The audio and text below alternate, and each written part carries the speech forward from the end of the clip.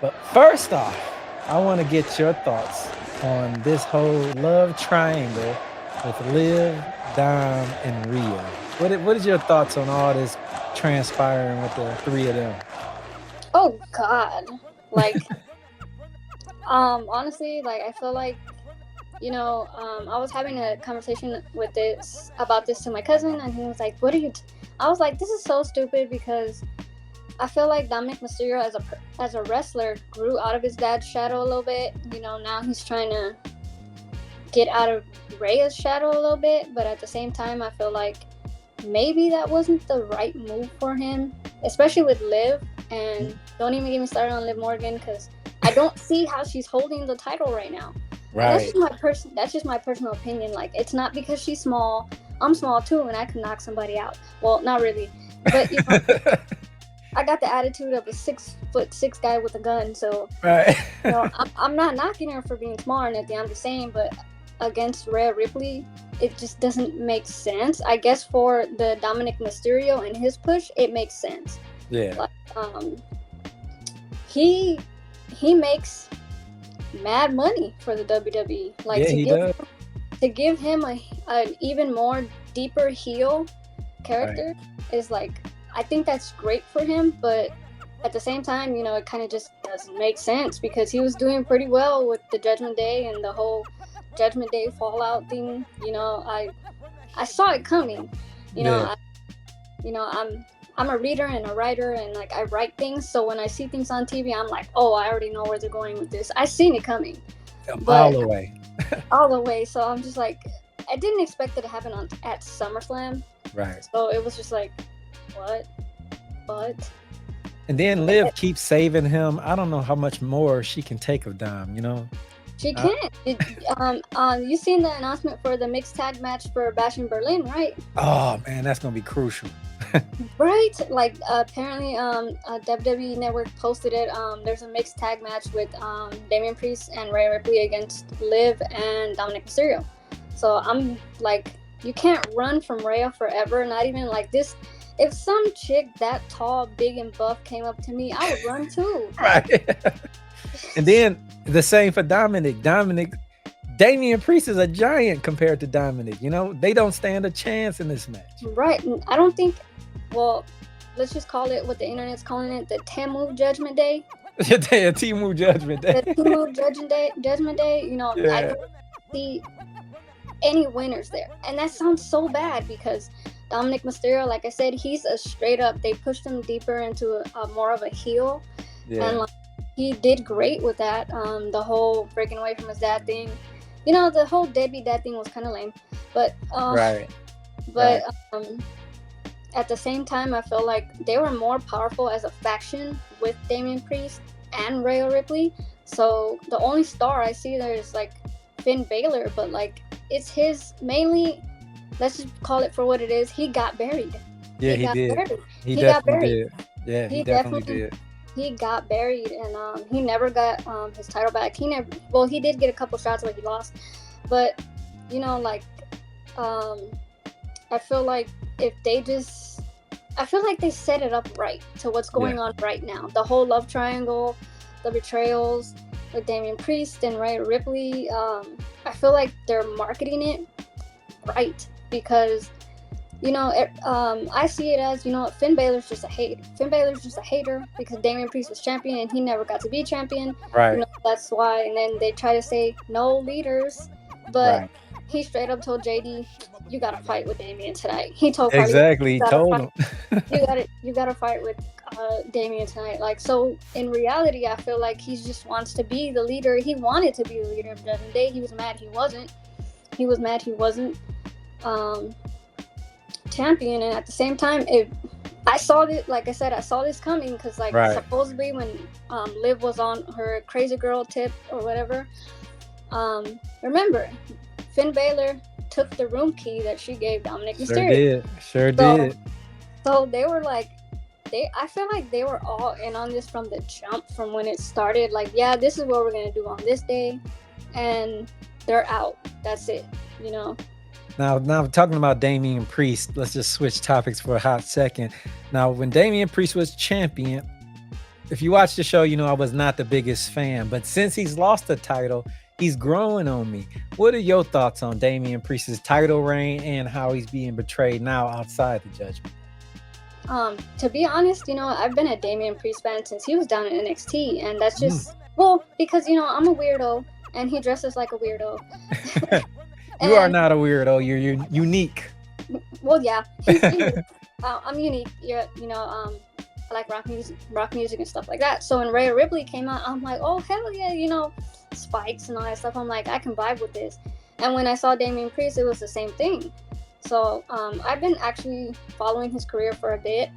Since he was in NXT, he was doing his whole rockstar thing. And he really has grown a lot. I mean, I think his biggest push was maybe when he got called up from NXT and did his fight and his tag team match with Bad Bunny. And after that, he did an actual match in Puerto Rico with Bad Bunny. And I was telling everybody, dude, if he loses to Bad Bunny, they're going to push him. And they're like, what do you mean? No, they're not. No, they're not. I'm like, yes, they are. If he loses and takes that L with Bad Bunny, he's going to become a star in less than 6 months. And people sleep on that match. That was a damn good match. Yeah, it was. Bad Bunny showed out. He showed me like, man, he can go. Yeah, and I was reading on it because I'm a nerd. I read on everything. That Bad Bunny's been a WWE fan since he was a kid, so it's normal for like them to like really put in the work and want to do it for them to be great in the ring, or just look like they want to be there. Exactly. So I think he did really well in that.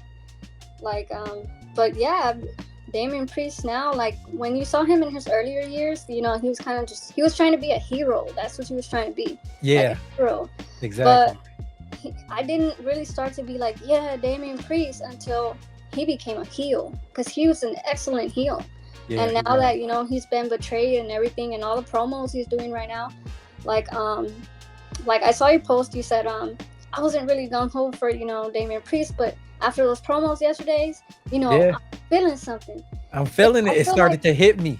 Yeah, I feel like because, I don't know if you've seen the Damian Priest documentary. I'm about to tonight. As soon as I get off with you, that's what I'm doing tonight. And I saw the documentary, I was like, yo, this kind of sounds like my life in a bit, and it shows you that even WWE superstars have like turmoil in their lives and they can make it. I was like, this sounds a lot like me. And then it gained a whole new respect. And then on top of that, like when you felt the promos, you can tell he was like, you can tell he was from the hood. Yeah, that's what I was just about to say. You can tell he, like, I didn't know how to express that. Like, you can tell he was, I don't want to say from the ghetto, but you can tell he was from the hood. He got some street in him. Yeah, you can tell like the street came out, and that's what was so great about it. When he said he's just sending you to catch the first bullet, but I got plenty more in the clip for him. I was like, yo, that was hard. I was like, yo, that's awesome, Yeah. Like, so yeah, like I feel like at one point, because they did start promoting the Terror Twins way before the Judgment Day ever broke up. They had jackets made and all that stuff like that. So I feel like this was probably what WWE was trying to get to, make them a duo and just like smash through the roster, maybe. And it's just like you said, you were into rock, so that resonated with you. When he started talking about the streets, that resonated with me. So now I'm like, okay, Damian, I got to take him serious. I like him chasing the title more than him having it. You know what I mean? That's how I first got into Damian Priest. I was into rock and music, metal music. Like but I'm still from the hood, so like I want Damian to bring back that remember back in NXT when he used to have that little bow and arrow thing and set his name on fire? That was sweet. Oh, that arrow thingy. Yeah. I know what you're talking about. What really got me was like, yes, I was a fan of metal and he looked awesome. Somebody said he looks like a magician, which I would have to disagree because somebody wrote I was dying laughing. They're like, you guys are all hyped up over Damian Priest and he looks like a magician. And I was like, no, not a magician. Right, not a magician. Puerto Rican blade. The Puerto Rican Blade. Ooh, that's good. The Puerto Puerto Rican Rican Blade. Blade. Yes, I ain't never thought about that. You just opened my eyes to that. Like, you ever seen, like, everybody's seen Blade, so Yeah, when yeah. you look at him and then you look at him, yeah, he's a Puerto Rican Blade, bro. He is the Puerto Rican. That is his new name, Puerto Rican Puerto Rican Blade, Damian Priest. We just invented some stuff right here, We right just now. pay us, WWE. All of the internet is gonna be calling him the Puerto Rican Blade right now. You heard it here first, guys. You heard it here first, right here. Shout out Miinx Mayhem. All right, but let's switch topics just a little bit. We were talking about Bad Bunny and celebrities being turned wrestlers. What are your thoughts on Logan Paul as a wrestler? Right when you said that, I already knew who it was about. I feel like, well, when I first started, I was like, why is Logan Paul here? Like, he Right. needs to go somewhere. I do not want to see him on my TV screen. Why is he winning titles? Yeah, But after a while, you realize that, like Bad Bunny, he's actually putting in the work to, like, be great. Like, yes. you can tell, like, from watching his matches, that you can see how much he's worked on it. You can see how much, he's been, like, trying to build his craft. I mean, the whole brass knuckle stuff is, that's effing lame. But, you can tell he's been working on it. You can tell he's practicing. You can tell he's trying, Right. But That honestly, backflip at SummerSlam, I've never even seen wrestlers do that. That Right. springboard he did, oh my God. he's definitely putting in the work. I'm pretty sure nobody in the locker room wants him there. He's a TikTok star. Right. So they're like, you don't belong here. Okay, but he is putting in the work. I give him that. You watch all his matches and you can tell how he gets better, and you can tell that he's putting in the work. Yeah, definitely. If you had to pick one female wrestler right now on the roster, who do you think is like the best? Who would you say is the best? Even though they don't have to have a title, but who is your favorite? Who do you like watching the most? Dang, that's a good question. Normally, I would say Rhea Ripley. Her story's on fire right now. Right. It's on fire right But now. I'm also watching out for Ivy Nile. Ooh, that's a good one. I liked her turning heel this week. Yeah. She turned heel yesterday. So I was like, she said, "Don't go out there. Don't go out there." I was like, "Yeah, because she's gonna attack you." Right. And then next thing you know, she attacks her. I'm like, "See, WWE, get me into creative because Right. I can already call this stuff. Like, come on." Right. We got this conspiracy theory on our show that they watch us and they hear what we saying and then they're trying to steal our ideas. So pay us. I'm pretty sure they do. If you're just gonna steal my idea, I'm gonna sue you because Right. I first. Exactly. But that's good. I love Ivy now. She got the look and she can be a real star if they push her the right way. Yeah, that's what I'm saying. I mean, she is pretty small, but I don't think that matters because, like, she's pretty short. She's like, girl, like, yes, yes. Like, I cannot wait to see how they push her. I can't wait to see what storyline she gets because I really want to see some stuff from her. And, like, that's one I'm really excited for. Definitely. If you had to take a guess, while we stick to the women's division, if you had to take a guess, who do you think Tiffany Stratton will cash in on?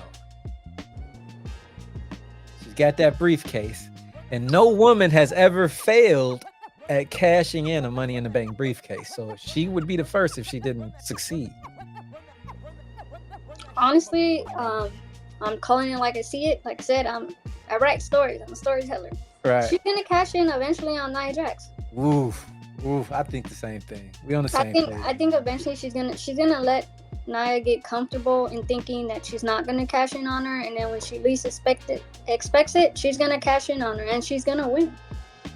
Right. I see that coming too, and I like the chemistry with her and Pretty Deadly. I know they like some goofs, but when they were backstage, I liked that. I was like, they can be her little roadies and help her do little sneaky shit. So I hope they keep that little group together, Pretty Deadly and Tiffany. Yeah, I mean, they kind of match. Yeah. If that makes sense. Their styles are pretty much the same. So, But I would not see that coming. Pretty Deadly and Tiffany Stratton, I would not see it. No, definitely not. But I do agree with you on the Nia Jax. Liv and Rhea Ripley, they're in their own world, doing their own thing. You don't need to interrupt that. So I can definitely see her cashing in on Nia Jax as well. Now, your thoughts on Solo Sikoa. A lot of people give him crap saying he's just a wannabe tribal chief. He'll never be a great superstar. Your thoughts on him and his Bloodline 2.0 version? My thoughts on Solo Sikoa in general, I mean, they were never really high from the beginning. Okay. I feel like, they main rostered him too fast for the Bloodline. Yes. That's how I feel. Like, I feel like they main rostered him way too fast for the Bloodline, and like, what are you even doing there? Like, you just got signed. Yeah. Like, you're not ready. But he was just standing there, so I guess. But right now, I feel like, I wasn't always a fan of Roman Reigns, and I'm just gonna say this straight out because he pissed me off. He used to piss me off every week. Yeah, me too. Like, all the dirty stuff they used to do, like just like jumping people and stuff. Like, no, get it 1-on-1. What are you doing? Stop. Right. Like, he pissed me off every week. But you don't know what you need until you need it. Yeah. After I seen Solo Sikoa trying to act like Suge Knight, I was over it. And Tonga Loa, man, he is the biggest goof. Where did they find him? Why is he not in shape? Like, you just got to be a relative to get a job, I guess. Yeah. You see all the Samoans getting hired, right? Like, and the Tongans, everybody's getting hired. Like, everybody. Where did you come from? I mean, Tonga Loa, like, I was on another podcast and they were talking about Tonga Loa, and they're like, what the hell does he even do? He just stands there with his stupid looking eye patch, like, right, just doing nothing. Like, Like, you ever seen that meme where it said, I did my part, my part, and I didn't do shit? That's Tonga Loa. That is definitely Tonga Loa. We got to make a clip right there and put that in there. Like, that is definitely him. Like, I gave it up to Tama Tonga though. Like, besides, he was holding it down, and they ran off of Tama Tonga before Jacob Fatu came. Jacob Fatu came, and then the new Bloodline were just running off of Jacob Fatu. Like, they used this intro music. He was attacking everybody. He was beasting everybody and leaving. Like, so I feel like the new Bloodline is running off of Jacob Fatu, but he wasn't there last Friday because he's injured. So what's next for the new Bloodline? So. Right. I saw a report online talking about 100-something days he'll be back. Like, what the hell? They're not going to survive without Jacob. He was the main person giving them a strong presence, making them look real. Right. But you also have, like, all the, the WWE conspiracy theories. Yeah. He was sent by The Rock, or... he was sent by Roman Reigns to find out all of this. Right. At this point, you don't know what's going to happen. You feel like there is a leak somewhere. But did you catch how Tama Tonga looked at the little... I don't know the correct term for it. Ula Fala. Yeah, I saw him. You saw how he looked I peeped that. Like, come on. Something's going to happen there. Me and you, we storytellers, so we peeped those things. Yes, I saw that. I was like, what's that all about? Because like Solo did the same thing to Roman. Yeah. That one time he picked it up and was like, maybe I could be the guy. Yeah, I mean, if you all it takes is a few pauses and like a good amount of minutes to put something together. And he was just like, and I'm like, yo, he wants it already. Yep, he wants it already. He just gets it. Now he's the chief. Everybody's the chief at this point. Right, everybody's the chief at this point. Would you be interested in seeing Cody versus Roman 3 again at WrestleMania? No. I'm just saying no because we saw it twice already. Right. He beat his ass the first time. He lost the second time. All right, they're going 3 for 3. That's fine, but I feel like, come on, it's been years since we've been watching this. Like, do something else. Do something else. Somebody different. Let him link up. Let him bust some off the wall shit and let him link up with Roman Reigns and have like a tag match. That'd be dope. Cody and Roman versus Solo and maybe like, Tama Tonga. Like, I feel like WWE just needs to give us something out of the left field. Like, let me see Roman Reigns and Cody Rhodes being on the same team, trying to, get out the new bloodline. Right. 100%. Next week, we are getting a tag team title match, it seems like, between JD and Finn Balor will be defending versus Sammy and Jay Uso. Are you for or against Sammy and Jay winning the tag titles? I'm going to say I'm for. Yeah. Honestly, I would have said I was against, but the Judgment Day, the Temu Judgment Day, that's not for me. I'd rather go to Sammy and Jay. Right. To be honest, like Jay Uso, he needs a title. He's been doing his single competitor shit. Like, he's been doing it very well. Like, you guys need to give that man a title because he did so well without his brother. He made the whole crowd yeets every time. Yeah. Like, the crowd is so hyped. So y'all need to get that man somewhere with some ASAP. Title because they're lagging on giving him something, and he's been putting in the work for like a while. Yeah, definitely. I wanted him to have a title. If I could pick somebody for him to go against, maybe Braun Breaker, but he's so dominant right now. I don't want Jay to take another loss.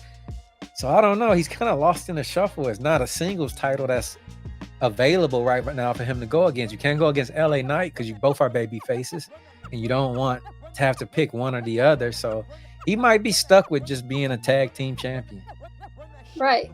I mean, I feel like him in a tag team setting, he's always going to excel at that. He's always going to have a title. But for a singles competitor, they really haven't given him much, which makes me mad because honestly, if I'm being completely honest, I feel like they're not giving him a singles title because they're going to put back the old bloodline. So they have to keep him available. Yeah. Now, another question I got for you is, I got to look it up, but Zoe Starks, Sonya Deville, and Shayna Baszler, they have a new group name. If I'm not mistaken, it's called the Pure Collective. Is that what it's called? The Pure Fusion or the Pure Fusion Collective. That's what it's called. Yeah. Are you a fan of this new name? Not really. It sounds like I'm going into a shoe store. Right. Pure Fusion. Is this some Dragon Ball Z something like? Right. I mean, I feel like they should have gotten better names. You know, they're like beefy girls. They all MMA fighters. All MMA fighters. They could have come up with something better than that. Come on now. Right, that was crazy. The Pure Fusion Collective. You're right. It does sound like a shoe store.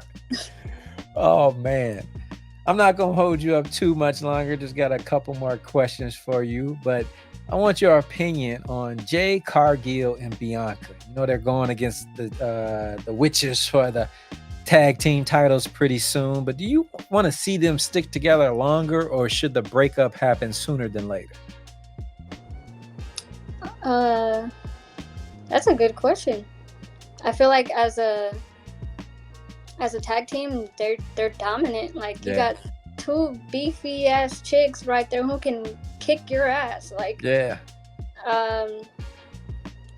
feel like, but I also feel like the separation should happen a little bit sooner because I would love to see them kick each other's ass. Yeah, definitely. Jay versus Bianca, WrestleMania. It has it written all over it. They got to build that and start soon. Because I feel like that would be like record breaking, especially for the African American community.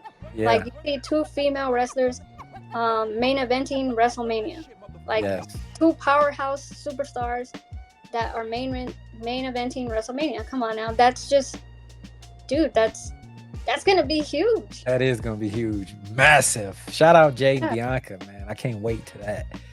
Now I want your opinion on Gunther versus Randy in Berlin for the world title. Who do you see coming out on top of that? Hopefully not Gunther.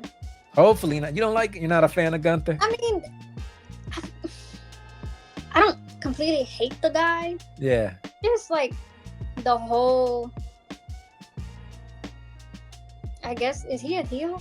He's a heel, right? He's a heel, but they love him. they still like him. So he's like a tweener, but he is definitely a heel against Randy because everybody loves Randy. Yeah, so I feel like, I don't know, his whole theme music throws me off, and it feels like I'm gonna get attacked by a shark. So like it just the whole that thing he does with his arms, it's just like, oh my god, go home. Right. Like, I just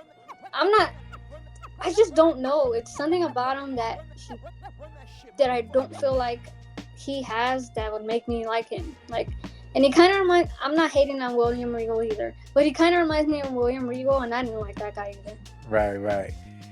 And I agree with you on that. I want Randy to win, but I like Gunther. I like Randy more, and I want to see him tie John Cena and win the championship 15 times. Yeah, I mean, like, Randy's getting older. We're not gonna, eventually he's gonna be like, oh, yo, it's time to quit. Right. So, like, if we can get like one more good-ass title run out of Randy Orton, that's fine with me. Yeah, that's cool. I need your opinion. This man has single-handedly in 2 weeks eliminated two of WWE's favorite characters in Seth Rollins and now R-Truth. But your thoughts on Big Bronson Reed and this push that they're giving him? Dang, good question. Honestly, do you believe it? I kind of don't, I mean, come on, you got to pay attention to the crowd. When Bronson Reed came out, nobody booed, nobody cheered. He was just kind of there. He was just kind of there, and all you heard was this. Just cricket, nothing. So, like, the whole attack on Seth Rollins and stuff, I was like, okay, they're injuring Seth Rollins again because he needs some time off. That's all I thought about it. Like, right. They're injuring Seth Rollins. They're going to say he's injured so he can have some time off. That's pretty much all this is. But then he had a match with The Miz. And then I was like, are they trying to make this believable? Because we haven't really seen much of him at all. Like, we haven't seen him do anything. And then he just comes out of the woodwork with, like, destroying Seth Rollins. Like, I'm going to make my own whatever. What do you say? I'm going to make my own chance or my own opportunity? Yep. Like, okay. Okay. Like, but you gotta put him up against other powerhouse wrestlers.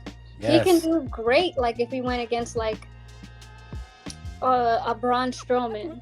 Yeah. Like, somebody big, someone equally as big to make it, like believable. But he's destroying all these skinnier, smaller wrestlers, technically. Right. Making it look unbelievable, not giving them credibility. Yeah, I completely agree with that. I agree with that 100%. Miinx, I appreciate you being on the show. I pray that this is the first of many times you jumping on here with us. But can you tell everybody out there how can they reach you and find you on social media? Find me on everything through Miinx Mayhem. Just gotta search it up. I have IG. I barely use my IG, but I'm on TikTok. So. TikTok. Check her out mostly on TikTok. That's where I found her, on TikTok. Her page is doing crazy numbers, killing ours. I can't wait till we catch up. But I know, and that's so crazy because I started a month ago. Damn. The people love you, and so do we here on the Holy Shhh Podcast. Thank you again for coming on. Like I say, thank you. Hopefully it's the first of many. Thank you for having me. But y'all check her out. But till next time, y'all know who it is. It's your boy ABE here with my homegirl Miinx. You've been tuned in to the Holy Shhh Podcast. Peace. Media.